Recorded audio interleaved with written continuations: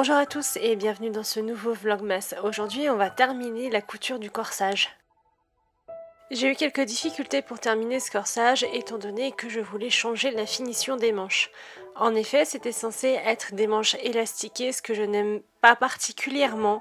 Je trouve que ça manque de délicatesse et même de cet effet quasi luxe.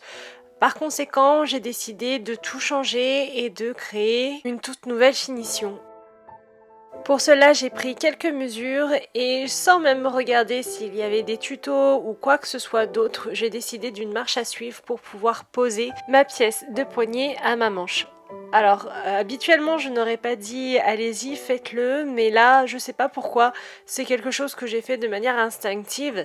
Et en réalité, j'ai vu plus tard dans un réel sur Instagram, d'ailleurs si vous ne me suivez pas sur Instagram, je vous invite à le faire. C'est là-bas que je poste tout l'envers du décor en story de mes réalisations et vous avez même régulièrement des photos en avant-première en story. Donc si vous ne me suivez pas sur Instagram, je vous invite à aller me suivre pour avoir quelques informations exclusives. Mais revenons à nos affaires. J'avais dû voir déjà un réel qui utilisait cette technique parce que ça m'a dit quelque chose quand j'ai revu ce réel. J'ai utilisé ni plus ni moins qu'une technique de couture de manches de poignet pour des tissus mailles. Alors, je ne sais pas vraiment d'où je le tenais, je pense que, comme je vous l'ai dit, j'avais déjà vu un réel au préalable qui m'a inspiré pour ça, mais je ne m'en souvenais plus. Et donc, j'ai décidé d'utiliser cette technique. La seule différence, c'est que au lieu de coudre la pièce de poignet ensemble directement avec la manche et laisser comme ça au niveau des bords à l'intérieur sur l'envers, j'ai décidé d'utiliser une technique de couture. J'ai cousu l'endroit avec l'endroit et puis ensuite j'ai rabattu et cousu à la main. Ce qui permet d'avoir une finition propre et surtout d'éviter d'avoir du tissu qui s'effiloche pour le coup puisque je ne coupe pas dans la maille et je n'assemble pas avec ma surjeteuse, par conséquent les bords ne sont pas surfilés. Et étant donné que je ne suivais aucun tutoriel particulier ou même marche à suivre que j'aurais vu dans un patron, et bien évidemment il a fallu que je teste, voir si mes mesures étaient bonnes et si je pouvais enfiler la manche sans problème. Là en l'occurrence mes mesures étaient assez bonnes, même légèrement trop larges au niveau du poignet, mais de toute manière je n'avais pas réellement le choix puisque je ne voulais pas faire de boutonnière.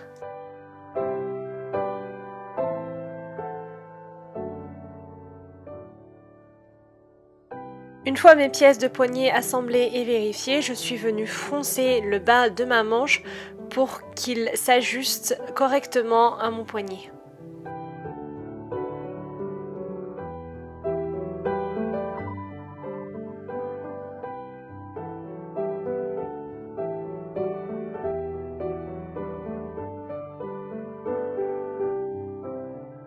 Et cette fois-ci, contrairement aux fronces des jupons, je n'ai pas eu de problème pour les faire, ça même été très simple étant donné que la surface était bien moins grande et que par conséquent le fil avait moins de possibilités de casser rapidement liées à la tension.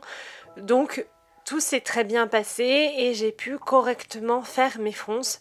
Et d'ailleurs, même là, au moment de faire les fronces, je n'ai pas eu de soucis pour équilibrer mes fronces par rapport à ma manche, étant donné que une fois la manche froncée, elle correspondait parfaitement à la taille de ma pièce de poignet.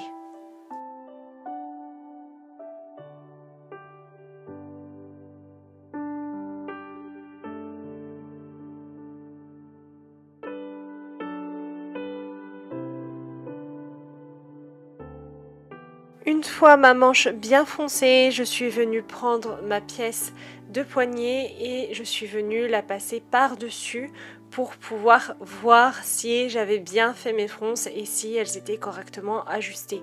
Ce qui m'a permis de faire un tout petit ajustement de dernière minute et d'épingler tout de suite après pour pouvoir coudre. C'est une opération qui m'a pris environ 5 minutes, donc ça m'a vraiment changé par rapport aux fronces du jupon où là j'étais plutôt autour de 1 heure voire 2 heures à chaque volant.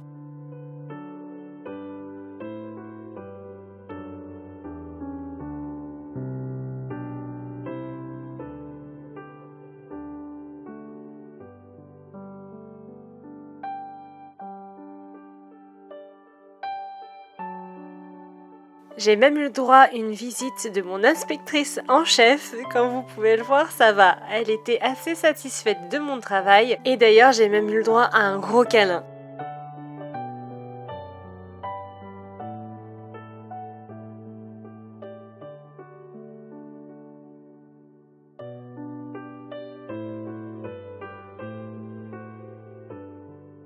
Une fois mon poignet correctement épinglé, je suis venue marquer mes marges de couture. Et puis j'ai eu le droit à une petite pause éclair puisque jouer avec la règle était visiblement beaucoup trop tentant.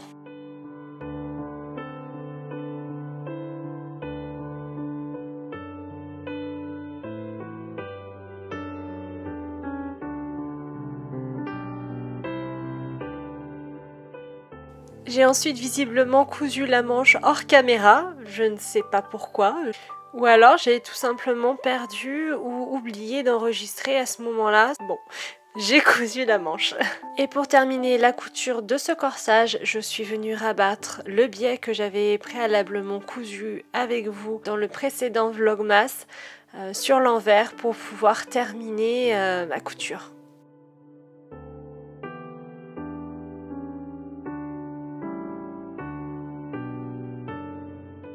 J'ai choisi pour l'occasion un petit point fin puisque je voulais autant que possible qu'il soit invisible mais également assez solide pour pouvoir maintenir le biais correctement qui allait être très sollicité étant donné qu'il serait au contact de la peau et sous une ceinture. J'avais peur qu'avec les frottements, avec un point long, malheureusement ils ne tiennent pas et s'abîment assez vite. Donc j'ai préféré faire de tout petits points. Ça m'a pris certes plus de temps, mais je sais que ma couture est aussi plus solide. Et ainsi s'achève la couture du corsage. Ce vlogmas est maintenant terminé, j'espère qu'il vous aura plu. Je vous souhaite une excellente soirée et je vous dis à demain pour la suite de cette aventure extraordinaire.